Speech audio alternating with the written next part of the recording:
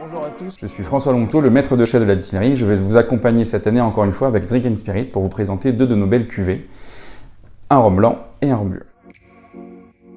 J'ai le plaisir aujourd'hui de présenter la distillerie Longteau, qui est donc une distillerie familiale, 100% autonome en canne à sucre. On a la chance de pouvoir travailler sur un terroir, celui de la Guadeloupe, mais particulièrement celui de Capesterre-Belle-Eau. Nous travaillons sur 70 hectares avec deux variétés de canne à sucre, la canne bleue et la canne rouge.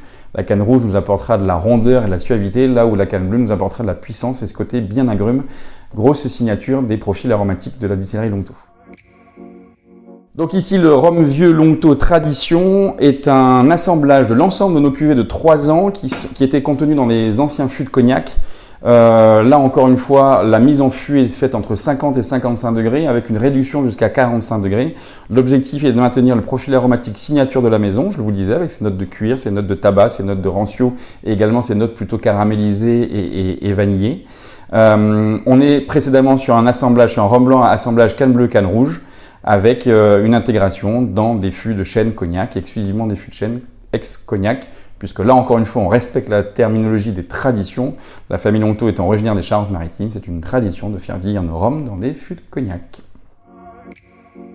J'ai le plaisir cette fois-ci de vous présenter le rhum vieux Longteau Tradition, qui rend effectivement hommage à mon grand-père qui rentrait chez lui après une belle journée au domaine avec une tradition.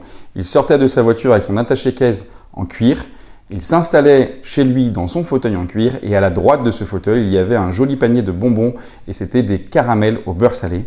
Cette cuvée porte effectivement son nom, cette tradition, tout simplement parce qu'elle rend hommage à cette histoire, à ce souvenir, avec des notes effectivement plutôt animales, plutôt cuir, ce côté un peu tabac froid, ce côté un peu rancio qui provient des ex-fûts de cognac. Et évidemment, en bouche, on va retrouver cette note de caramel, cette note d'épices, cette note ronde de vanille qui va nous donner effectivement toute cette suaveté, cette rondeur, cette délicatesse et cette finesse.